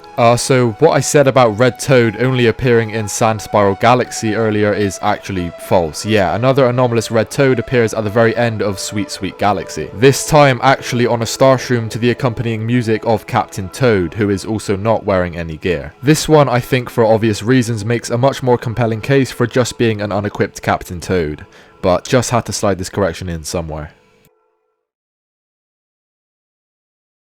Sea Slide Tiny Penguin. In Sea Slide Galaxy, if you make your way over to this tower on one of the Seaside's bank islands, you can find, walking around in a circle around the tower and passing the treasure chest here, the single smallest penguin in all of Super Mario Galaxy. It's the only penguin of this size in the entire game, and is exactly half the size of a regular penguin. The chirp it makes is also higher pitched. And this may be my favourite NPC in either of the Galaxy games. Bowser unintentionally creates dark matter. This is an inference of the story of Galaxy. Lumas describe Bowser's star reactors as misusing the powers of the Grand Stars. We never get an explicit answer of the consequences of this misuse. The obvious answer is the eventual giant black hole and the end of the universe caused by the star reactor at the center of the universe in Galaxy's finale. But the Bowser level in the bedroom dome could also imply, on a smaller scale, Grand Stars generate dark matter as a byproduct of their use when used as power sources, without balance or good intentions, as dark matter is all over the geometry of the stage, eating away at the platforms and architecture of the reactor, seemingly without Bowser wanting it to be there. Now this could be taken a step further when we consider Matter Splatter Galaxy, and what might have happened with Grand Stars to generate that much dark matter on that galaxy, as it's almost consumed the entirety of it. Airship Armada Maximum Coins. So Airship Armada is a galaxy that is significantly harder to complete during a 100% coin run than pretty much every other galaxy in the game. And this is solely because of this moving platform section, which makes it incredibly difficult to collect all the coins the galaxy has to offer. The platform moves so fast, which makes it a lot trickier to grab all the coins from the 4 Spranglers, which you can only do with some platforming struggle at the end of the platform's path, as well as all the cannonballs that fire alongside your path. And it is actually impossible to fully maximize and collect from the coin output of these cannonballs in a solo run, since some of them never overlap with the platform, and you have no other way to access the coins on your own, and even if you could collect a coin from each one, you'd still have to do this 3 times per cannon because of the coin rule we mentioned earlier. However, some dedicated coin enthusiasts have optimized this run further by employing the use of co-star mode, which with its mid-air co-star jump shenanigans actually allows for you to perilously obtain all the coins from these cannonballs, and even 10 more from the boss fights cannons, which don't follow the same rules as the others, and whatever witchcraft this is honestly not my realm of expertise. Mario Galaxy's coin collecting trickery is not my strength. I can attribute a lot of that explanation again to the same golden block video from earlier, but yes, in summary, Airship Armada is considerably harder to collect all the coins in than other galaxies in the game. Buoy Base Owner. This one is referring to how the Gearmos that reside in Buoy Base vaguely mention that they are present at the floating fortress for maintenance work while its owner is elsewhere. The pink Gearmo at the starting platform mentions they are there for upkeep and that no one is using it now, which implies the existence of an owner who has hired the Gearmos to maintain their fortress while they are away. Now, who exactly owns Buoy Base we are never explicitly shown, but from the enemy selection of the stage, which includes a spring top man and top minis, and the largely mechanical theme of it, we could guess it's owned by the Top Men tribe, who have just employed the Gearmos to take care of one of their properties while they assist Bowser in his plans. Or it could belong to an entirely different entity altogether, we can only guess. Baby Rosalina. This is alluding to the fact that the Baby Rosalina character that we see in other games of the Mario franchise is a bit confusing to justify as canon. Some people say it's contradictory to Galaxy's plot for Baby Rosalina to be wearing the exact same princess dress and silver crown she has as an adult when she's a baby, as she obviously wouldn't be wearing basically the exact same outfit as she does years into the future, just in baby size prior to her space journey with Luma. However, we are shown throughout the storybook that Rosalina was likely royalty on her home planet, since she was wearing a crown anyway throughout most of the story, and her mother is wearing a crown and dress too, and we see her house to be of a very castle-like shape. So it isn't too far-fetched to say Rosalina may have been in equally royal garments during her early infancy, although I do agree literally having the exact same clothes just in a smaller size is a bit suspect. But I mean, whether or not we can truly verify the canon status of Baby Rosalina, I don't think it matters, because she is literally the epitome of a filler character from Mario Kart and party rosters, and she never appears as this baby form in Galaxy anyway. Beyond the Garden. This is referring to ideas and rumours of how the player might be able to travel into the grassy cliffs seen stretching far beyond the confines of the camera in the Garden Dome, as it's the only dome that should seemingly have no walls and would go on forever past what we can see in game. Theories about its purpose and the reason its design is so different to the rest of the observatory could involve Rosalina wanting to replicate a piece of Earth to remedy the homesickness she must have from being in space for so long, and people have even speculated about possible secret levels hidden away if one were able to make it past the invisible wall of the dome itself. Although we can't pan the camera around too far in the dome in game, while using exterior programs we can see from the back what the camera prevents us from seeing, and it's this view, which is just more of the empty grassy earthen mountainous landscape which we are so painfully prevented from exploring in the first place, along with a complementary giant black screen that's usually hidden just behind the camera in regular gameplay. And by removing collision and modding, you can actually go past the confines of the dome, and it's interesting to note you can literally just walk across these slightly translucent hills And honestly, if it weren't for that massive black square, I think this is one of the most peaceful and beautiful areas in either of the Galaxy games. And I just think it's a shame the game never lets us explore it freely. Touching the beacon. This one is simply referring to the idea you can touch the Comet Observatory's beacon with good jumps and flying Mario. It's actually not that hard to just fly into it and clip inside for a brief second with the red star, despite the invisible wall that is present to stop you from easily reaching it. It doesn't have fire or burning physics when you touch it, sadly. The creator of the iceberg mentioned they had heard rumors as a kid that touching it would burn Mario, and some of their friends claimed that was what happened, so they never touched it because it freaked them out. Maybe others heard similar rumors too, let me know. Comet Tico becomes Lubba. So Comet Tico and Lubba are really the only purple Lumas we ever see, not counting this purple Luma you can find towards the end of the Rocket Road board in Mario Party Island Tour. And since Lubba appears in the game after Comet Tico does, possibly following a universe reset or something, I guess you could suppose Comet Tico becomes Lubba during the events between Galaxy 1 and 2. Or Tico ages and becomes Lubba later in his life or something. Their eyes are totally different colours, and apart from them both being purple, I don't see any remarkable similarities between the two Lumas, so I'd say these are just two separate characters. Rosalina saves falling players. So we kind of touched on this earlier, but when falling off of the Comet Observatory or areas like the throne room, you get brought back up to safety in a bubble, which of course seems to be in a very Rosalina-esque force field aesthetic. Almost identically so actually, but not quite. Upon further inspection, I think the two force fields are different textures, but still. I think it does make sense to say Rosalina's magic has installed some sort of automatic recovery system to players falling from the observatory, or Rosalina is doing it manually at times. Demo Mario.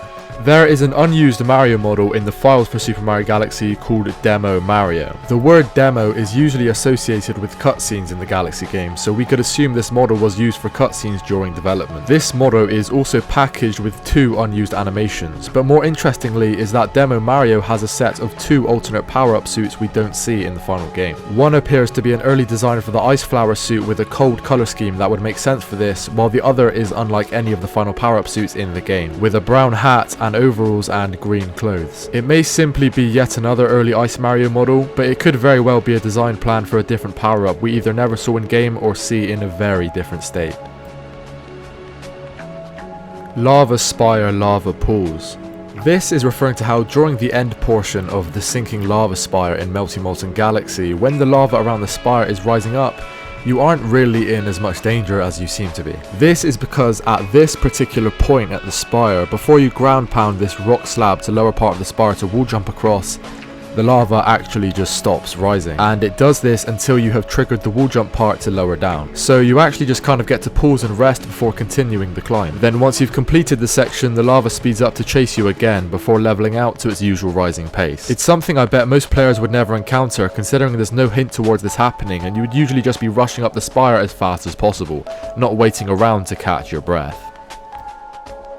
Kinoko. So this model of quite an unassuming super mushroom is in the data of both Galaxy games. Although it does not appear in game, it is actually crucial to the operation of the game as large amounts of the code reference it. And if it is deleted from the game's files, or if any part of it is missing, the game will not function whatsoever, not even being able to start up. According to an Iwata Asks interview, in early prototypes of Galaxy, a mushroom was playable instead of Mario to test the early movement of the player. Assuming this mushroom is Kinoko, I guess large parts of the game's code were made at this point in development, and so carried their reliance on Kinoko into the final game, therefore causing issues if Kinoko isn't present. Although curiously, this issue is not present in the 3D All-Stars release.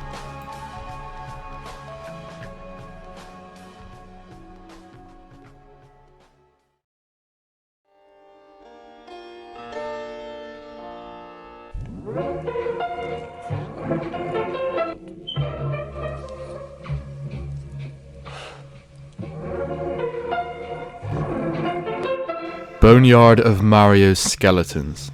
This one has to do with something in the very ending area of Boo's Boneyard Galaxy. After you've completed the race against the spooky speedster, you'll be left alongside him and the Power Star in this small tomb-like alcove, and in the background of the area you can see piles of human bones and skeletons scattered across the floor. Now the model for these skeletons is actually the exact same model used for Mario's skeleton when he's being electrocuted, which gives rise to some much more morbid and sinister implications as to why Spooky is compiling heaps of Mario corpses at the end here. Are these all the previous Marios who failed to win the race before you? Is this what the spooky speedster does to Mario should he lose? Now these skeletons are all of varying and large sizes, so they may not all be Marios, but it's certainly a bit unnerving to think about. Blue Star. In the game's files, there exists a texture for a blue power star, similar to the red and green ones within the game. It can be assumed this was a cut third star variant that would have involved the blue lumas in some way. Or perhaps it was an early design for what would have went on to be the transparent star that appears in ones you've already collected. Apparently some people recall hearing rumours of a way to obtain this blue star in-game, most stories somewhat involving Space Junk Galaxy, and using the pool stars in that galaxy, which I guess ties in with the blue theming, to launch yourself beyond the intended playing space to access the star somewhere off the course of the main missions. As of now, there's no evidence of the blue star existing in-game though. Wormholes. This is referring to something very, very strange that can happen at points randomly out in the middle of space in different galaxies. By using the red star through mods, you can fly out seemingly infinitely towards the unreachable skyboxes of each galaxy, advancing further and further beyond the stage until it's tens of minutes of flight time away from you. However, it is somehow possible to teleport yourself extremely far out of bounds across the entire galaxy in an instant, through wormholes. It is literally unknown how or why this can happen, but by suddenly stopping and resuming flight at extremely exact points in space, you will trigger a wormhole-esque warp to somewhere like 20 minutes of flight time away from your initial location. I learnt of this through one of Swankybox's more mysterious videos on this very topic, where I believe he first discovered this anomaly. He said he believes it may have something to do with the relation between the different gravitational pulls in each galaxy, but the true reason as to how wormholes can exist hasn't really been discovered as of yet. I'm going into the house to play with my brother. This one is referring to a dialogue anomaly in the first mission of Goldleaf Galaxy, Star Bunnies on the Hunt. All the bunnies around the main planet have pretty ordinary basic dialogue options if you interact with them while you're actively collecting all the pool star chips. Pretty much the same cookie cutter star chip hunting related text reads for all of them, nothing strange. But once you collect all the blue chips, their dialogues will change, generally just to things like wow you found them all and well done for finding the blue chips. However, this entry is referring to one rabbit in specific, this one appearing up on this raised platform, who initially reads, "Is it over here? Boyoing." But after collecting all the chips, the rabbit reads this. Yeah, it does sound somewhat strange. The explanation for the creator putting this on the iceberg was that it was unnerving since there was no house in Goldleaf Galaxy, and the rabbits, aka the Lumas / Star Children, have never been implied to be siblings in a family sense. As a kid, he thought this was some creepypasta styled ghost child Easter egg. However, I'm not sure this interpretation is true, considering some of the other rabbits do literally say they can go home, and refer to other rabbits as brothers, which certainly implies a strong bond or sibling relation. However, I do think this exact dialogue option in particular is somewhat strange, considering how forward and just weird it sounds, especially again when there is no physical house to speak of in this galaxy.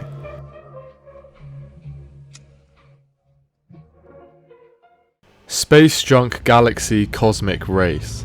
In the files for Space Junk Galaxy, there exists data for a Cosmic Mario race that was never implemented, under the name Ghost Data Stardust Galaxy. A cosmic comet of course never orbits this galaxy. The cutscene before the race remains unfinished and looks really janky, and what's more is that there's no version of this race for Luigi present in the files, suggesting that this mission was cut before Luigi's races were created, or before he was even planned to be playable. It does seem like a pretty standard race. Cosmic Mario seems to keep up with the player quite well, and the animation for him floating through the Polestar paths Looks kinda goofy without the bubble. But the race was ultimately scrapped for unknown reasons, most likely being cut in favour of the speedy comet that eventually ends up in that galaxy.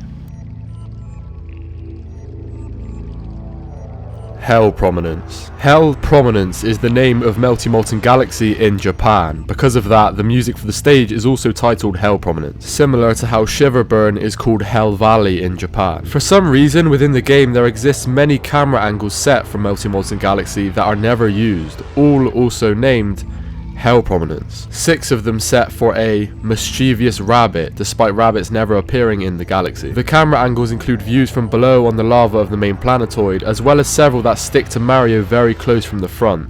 This one feels quite eerie given the implications of prominence and something hovering directly near Mario's head, unseen and unintended to be seen by the player. But all in all, it just seems like a whole lot of pre-release development wreckage, and the phrase Hell Prominence never made it into the final Western release. Sling pod screaming. If Mario is on a sling pod and the player pulls the pod with the Wii Remote back as far as it can go so the cursor is at the edge of their screen, a repeated strange whining vocalization will be heard, like a creature crying out or screaming in agony.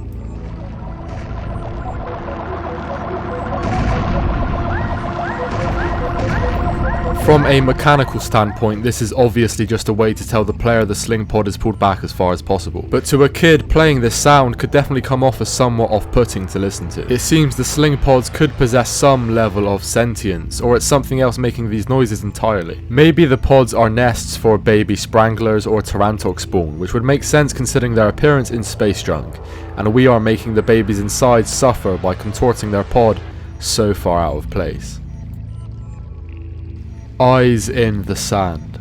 There exists a pair of 2 eye beamers in Dusty Dune Galaxy that lie completely out of bounds and hidden for most of the time you're in the stage. They reside clipped far inside the large quicksand planet underneath the galaxy, and they do make an appearance in game as they laser you from above on this sandy planet. But what lands these on the iceberg is their unusual habits while they aren't in use. Of course they teleport into place when they need to be present, but when they aren't, they don't just simply stay out of bounds like you'd expect, but they strangely teleport around the galaxy to different locations while they aren't in use. Why they do this and how exactly they do this is oddly unknown, and it makes for one of the more peculiar out of bounds enigmas of Galaxy. Tokyo Patrol error. So by looking through some of the unused message data of Galaxy 2, there are loads and loads of instances of text boxes just reading the phrase Tokyo Patrol error. A lot of the files they are present in have the word test in their name, but not all of them. I'm guessing these dialogue options were just used to signify an error of some kind in pre-release testing of the game or something, as they do never appear in the final game, and I don't think it's currently known how exactly these are caused. Hatched good egg. So apparently in some people's childhoods there were playground and online rumours about some players witnessing the giant egg in Good Egg Galaxy hatch, but obviously not to reveal Dino Piranha like it usually does, but to reveal something else. What exactly triggers this and what's inside the egg was always different through people's accounts, but stories range from a giant Yoshi emerging and running off into space leaving behind a trail of star bits, to nothing at all being hidden inside except for a hidden power star. This is another location the blue star was believed to be hidden within. But alas, the myths proved untrue, at least in witnessed copies of the game. Bluegrass Galaxy. Bluegrass Galaxy is a rumoured location that, starting around the early 2010s, has been claimed to be present in pre-release versions of Super Mario Galaxy 2. The supposed galaxy is associated with footage from the game's E3 2009 reveal trailer, or in other cases, an unused music track in the game's files. And though rarely acknowledged, the name is derived from bluegrass, a genre of country music that features acoustic string instruments. Within the game's soundtrack, the Puzzle Plank Galaxy music is most closely associated with the bluegrass genre, and so the rumours are sometimes attributed to this. Contrary to these claims, Bluegrass Galaxy is not the track's official title in the English or Japanese soundtrack, although it may have been an unofficial name that fans overinterpreted. The files for Super Mario Galaxy 2 do include several unused music tracks like we touched on earlier, which have sometimes been labelled after Bluegrass Galaxy. However, none of them are in the country style, nor do they have very descriptive or relevant file names, and it isn't even clear what part of the E3 trailer exactly apparently is the supposedly abandoned Bluegrass Galaxy. Although if Bluegrass Galaxy ever did exist, then this part of the trailer and this part of the trailer are my best guesses as to what the galaxy supposedly looked like. So this is a paradoxically well circulated rumour for how non-existent it really is. Launch Star Harp soundtrack. In an Iwata Asks interview with Koji Kondo, the man who composed some of Galaxy's greatest and most iconic tracks and advised its sound design, and Masafumi Kawamura, a prominent sound programmer of Nintendo, both Kondo and Masafumi went on to explain how they didn't want the traditional formatting of video game soundtracks for Galaxy, whereas Iwata put it, that's when the game just plays pre-recorded music without it being synchronized to what is going on in the game. Kondo and Masafumi actually had the vision to create a live recorded soundtrack that could play its parts to keep up with the pace of gameplay and synchronize with the gameplay in real time. And this conversation does get into some more technical sound design discussion, but ultimately what they managed to do was create sound effects and audio elements in-game that match up with the rhythm of the background music, to ultimately create an auditory experience that is a lot more cohesive. Iwata asked, so you made the game read the data waveform of the streaming music so that it could trigger the sound effects at the correct time? And Kawamura answered, this gets a little technical. The game synchronizes MIDI data with the streaming data, and this is used to process the sound effects at the right time. When Mario shoots off from the Sling Star, for example, harp music plays as a sound effect. If you listen carefully, this harp will sound in perfect timing with the background music. This kind of technique rarely gets noticed, however. So yes, the sound team at Galaxy actually managed to ingeniously get the sounds of the warp and launch stars and things like that to sync up to the soundtrack that's playing as they sound out when you use them as Mario. Which is why you'll notice the harp crescendo that plays after using a launch star isn't always the same every time you hear it in game. It usually ends on a higher or lower or just different note than it did last time.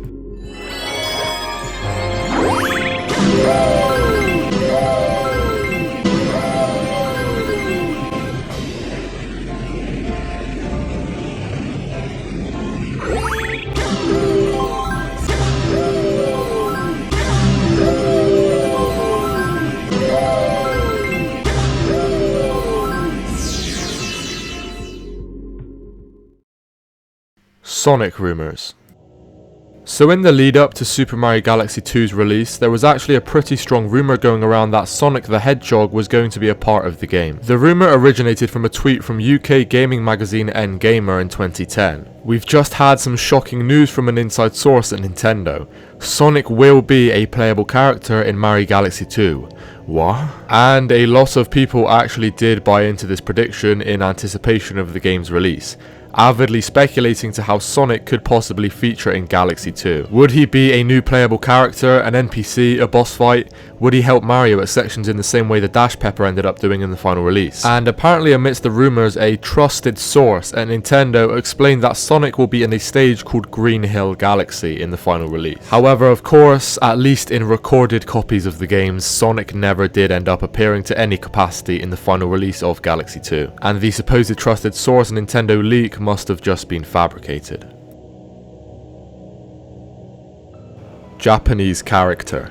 So I'm afraid I couldn't find any footage of this. It's a message that appears if you talk to Rosalina during the introductory mission of Super Mario Galaxy, but since she's surrounded by a giant cutscene trigger when you first meet her, the message can't be accessed during normal gameplay. It roughly translates to in front, possibly referring to how the cutscene is played out in front of Rosalina.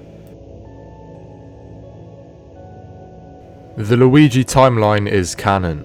When the Lumas sacrifice themselves to restart the universe at the end of the game, Rosalina gives her iconic, "The cycle never repeats in the same way" line. This raises the question, if this is a new cycle, and a new universe not quite the same, how are Mario, Bowser, Peach and co.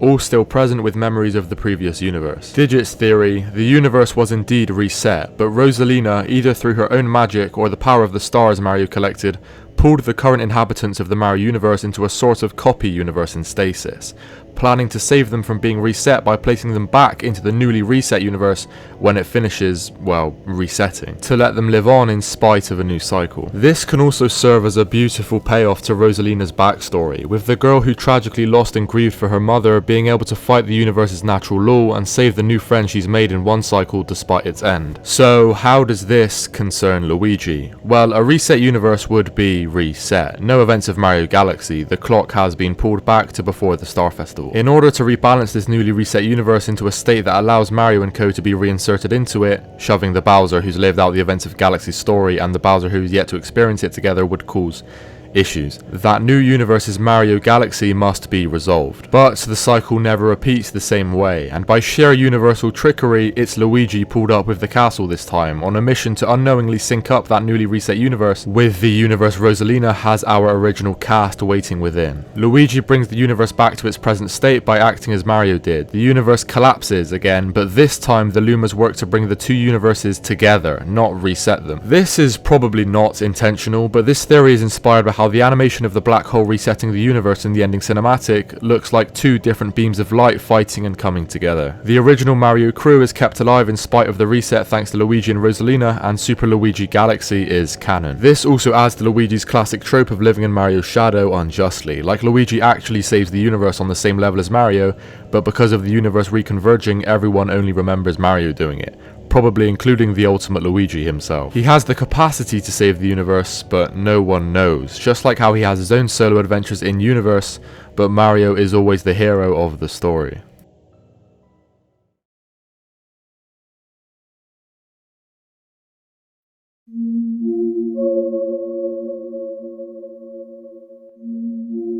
Neutered Personalization AI.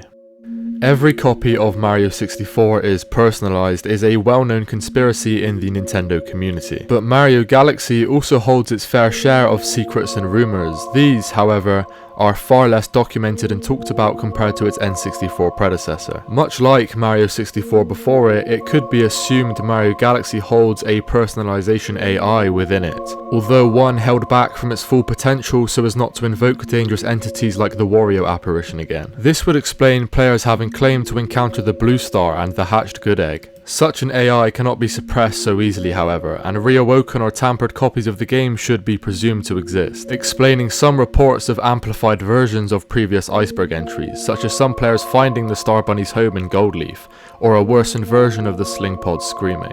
Other paranormal incidents, like the manifestation of Dark Bowser in the Comet Observatory during recorded anti-piracy measures, could also be caused by the restrained personalization entity buried somewhere deeply within the game.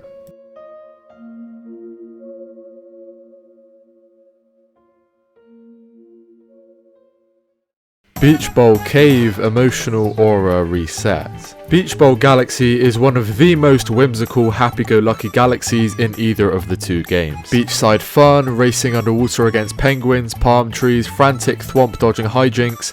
Nothing about this galaxy ever feels off. It's trademark Mario happiness inside and out. And then, in the third star of the galaxy, you enter this cave.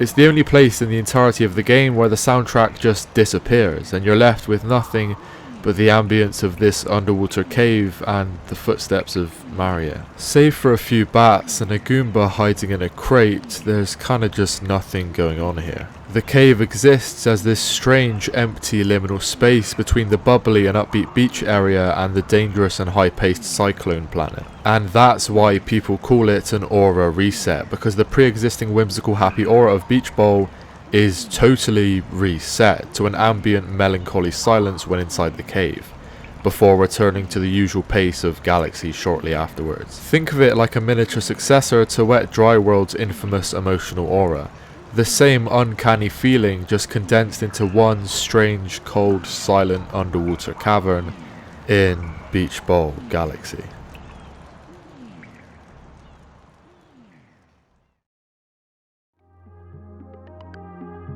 Well, there you have it.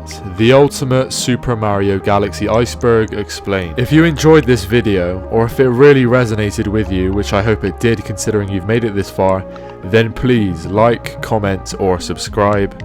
And thank you. This video took almost exactly 2 months to put together all in all, and as you could tell there's a lot of footage and music in this thing, so I'll try to credit all the sources I've used in the description, to the best of my ability. Apologies if the odd clip slips through my awareness. I'm not sure when this video will even release. I finished a Nintendo Iceberg video in January, but YouTube and Google have been quite difficult to work with in the past few months, so I've had to put that upload on delay. I finished this video, the ultimate Super Mario Galaxy Iceberg explained, on the 28th of March, but again I'm yet to be able to upload fruitfully, so who knows when this video will actually see the light of day. But apart from that, I think I've said everything I want to say in today's video. So thank you for watching.